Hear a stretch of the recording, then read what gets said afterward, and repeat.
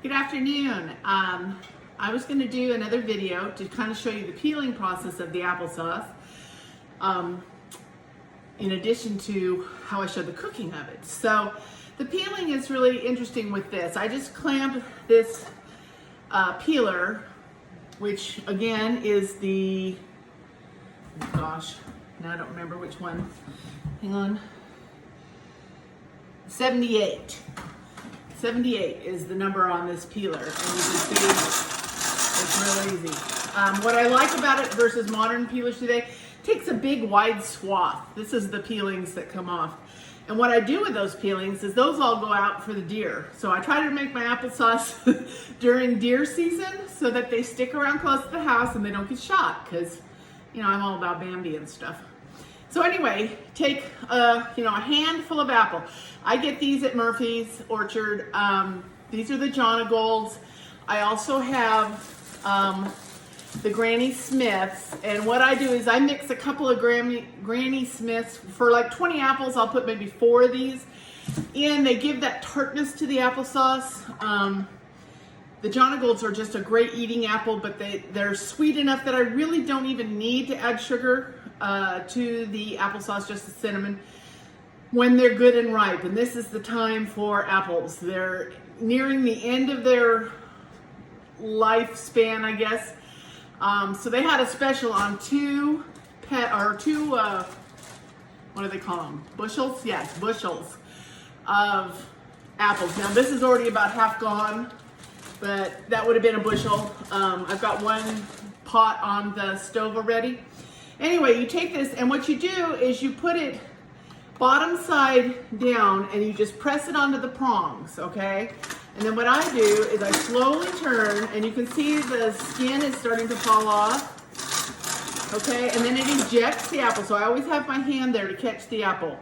And I've got a bowl here, big bowl, to catch the peelings, and I've put a towel down on the floor and a towel down on the chair. It helps with the sticky sweetness that gets, you know, pretty much everywhere. Plus, once I'm done making the applesauce, I will mop the floor really well. So I don't use one of those things that cuts it up into 8. I just use big pieces. So I just go around the core with 4 slices. Okay, so that leaves the core. Put those to the deer, they love them. Now a half an apple that I get, I'll just slice that in half. You don't have to put them into small chunks, because really once you're on the stove and you're boiling it with your little bit of water, the apples just fall apart naturally. So this is just a process, you know, butt in first and catch that apple, slice it, have a good sharp knife, core's gone. I don't even worry about if there's a little skin left on it, doesn't bother me in the least. Again, so this can go relatively fast. What we usually do when Rick's around, I have him do this part, the peeling and the chopping. He's very good at it. And then I can be watching the cooking. And we can get, you know, a bushel of apples done pretty quick. I like chunky applesauce, as I've stated before, so I cut them into big pieces. Now, if you're going to puree it, you can still put it in the big pieces, but you know, if maybe you just have a small amount of apples, you might, if you want it smooth and not chunky, cut them into little pieces. The problem with that is it's hard to tell how much water you're going to need, because little pieces go very fast, and I just like the length of time it takes to cut the apples. So that's it for peeling. I'm going to do a green one here, throw a green one in. I like green Granny Smiths for, now see, this one's not peeling too well because it's kind of an odd shape. So what I'm going to do is I will put that back on face first this time. And I will hold there we go. Just hold the blade. It has a razor blade in there, and you just want to hold that blade in down on the skin, and it all comes off. I don't know what else to tell you about applesauce other than yes, it is time consuming in a way. I mean, this will take me most of the day.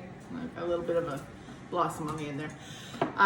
Most of the day to do all these different things, but I have plenty of Tupperware. Good size that makes, maybe 1 or 2 servings, a smallish bowl. You don't want to get a big bowl because if you're in and out of your applesauce, because it has no preservatives in it, you can tend to get mold if you put too much in one where you don't eat it that fast. Now, if you got a family of 5 to 10 people, yeah, you're going to go through a big thing, so you could package it that way. But for 2 people, I find maybe a 4-cup container, that's plenty for when we're having pork and sauerkraut or a pork loin or just want breakfast with cottage cheese and chunky applesauce and toast. That's a Weight Watcher gimme. That they've always had that. So anyway, I'm going to post this. I hope you take it upon yourself to put up some apples while they're still available. Just like I said, the Jonathans, the Granny Smiths mixed with the Jonathans, or even a Red Delicious. All those are really good apples for putting up applesauce with. Okay, have a great day. Okay, here's my pot of applesauce. I put exactly a half a cup of applesauce in that whole, or a cup of sugar, half a cup of sugar in that whole pot, and a teaspoon of cinnamon. And I've got some 2-cup bowls. They're about 2 cups, I think. 3 cups, excuse me. These are Tupperware bowls. I've washed them, they're sterile, and I'm gonna see how many will fill from that pot. Okay, I got 5 3-cup containers out of that 1 pot of applesauce. I left a little head space, like they said, and I will let these cool in the house till they're, not hot anymore, and then I will put the lids on them and stack them up and put them out in my freezer. And believe me, come winter and spring, you will love having applesauce to go with your meals.